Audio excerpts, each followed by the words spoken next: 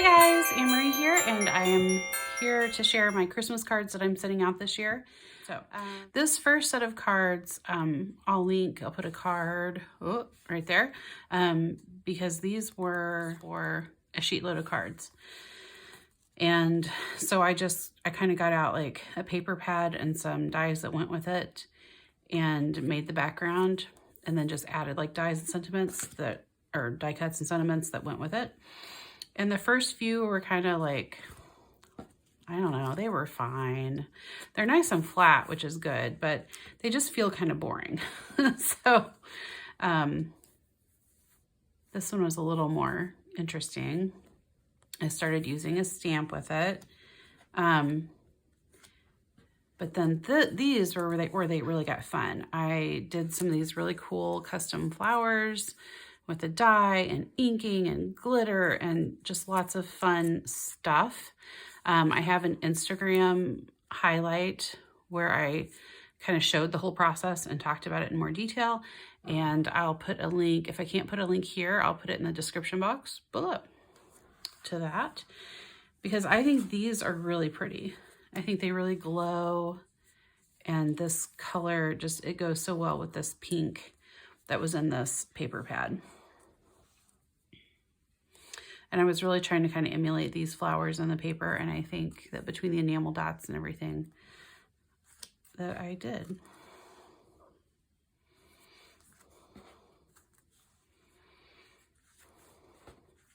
But this was a fun technique to do because you basically just chopped up a bunch of coordinating papers and then you just arranged them in any way you wanted to. And I believe these were, yeah, it's hard to see, but they were double-sided papers. So there was lots of opportunities for mixing and matching, and so they all look a little different, but yeah, different but same, but different. So I made quite a few just because I had the paper, and I made a ton of these flowers. So I made quite a few like that, and then I had some random scraps. So I just made a few more to finish off the scraps in like bigger blocks. This one is one of my favorite ways to use scraps. You take all the teeny tiny ones and then you run it through dry embossing, so it gives it a quilted effect. So it looks like a quilt. And you're going to see that again later. All right, so those were the first like set of cards. How many is that? 15, 16, 17 cards there. All right, the next one I think was also a sheet load of cards challenge. I really liked using the sheet load templates for Christmas cards. I did not do it every month though. I kind of burned out on Christmas cards after a couple months, which always seems to be the case with me. Like I'll hit it really hard in January and February, and then I'll do another spurt like around July. Christmas in July pops up a lot, you know, on Instagram and YouTube. So I'll do it then, and then I'm done. And then maybe like one more spurt of like scraps in early December, and then I'm tapped, and I need to just go and embrace that cycle. All right. So the overall sketch though had this kind of cross design. It had like some sort of flourishy element in the focal image. So you'll see that played out in different ways. Sometimes I used a cut apart card. I try to consistently use that little gold flourish. So there's that cross element card, gold flourish. That one is one of my favorites. I added stickles and distress to the card. There's another one, little stickles.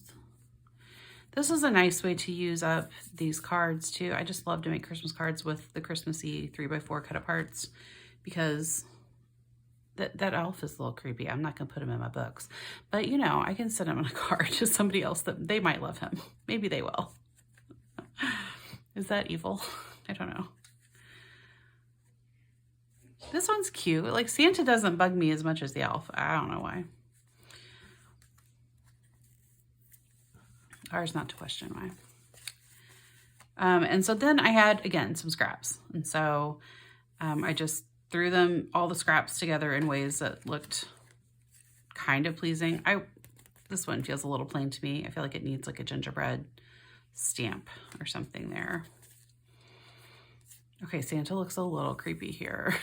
But on the cut apart card, he was cute. And I don't know if that was even a scrap from this set, but I mean, that goes with it and that goes with it, so maybe.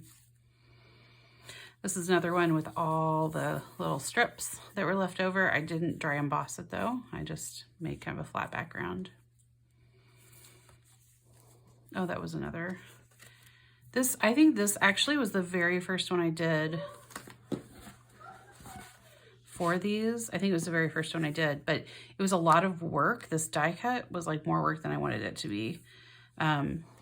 So this die cut ended up being easier to use because I wanted that metallic gold pop. Oh, yeah, how many is that? Let's see.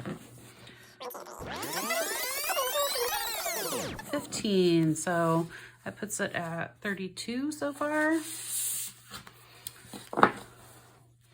All right, so these, I can't remember now, honestly, if these were sheet load. I think they were though. I think the original sheet load had like this torn or distressed edge. But this paper, I love this paper. It's got a very high rag content, like it's high cotton content. So it's thick and just really luxe. And I loved like kind of the watercolor illustration style. It was just really pretty. And I'm blanking on the company name now, but I'll try to look that up and put it in the description box below. And I just did a stamped, I love the stamp. So I used it a lot. I just did a stamped greeting. And so these were all kind of different. I just wanted to, I think, play around with this set. So this company, they include papers that you're supposed to fussy cut, but they are very detailed scenes and things that you're supposed to fussy cut. So sometimes I get tired of fussy cutting them. I'll be honest. Stickers, you know, wouldn't have killed anybody. But it's also like a pretty rustic, back to basics kind of way of making cards. So, you know, that's fine. I like fussy cutting sometimes because it's very, like a very mindful activity. And you can see I really liked this little cozy winter fireplace scene. So I found a lot of different ways to use that. This one felt a little plain, so I added a gold die cut to the front. But yeah, most of them are just stamped. Lots of inking and distressing on the edges. I felt like it went with it. Okay, so those were 7 more, so we're at 39. I had some of these in my Christmas card video from last year, which I'll try to remember to link right there.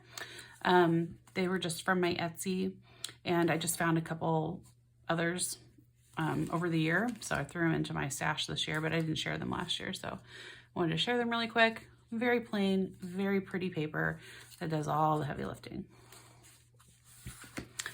And then these were from a Spellbinders card kit.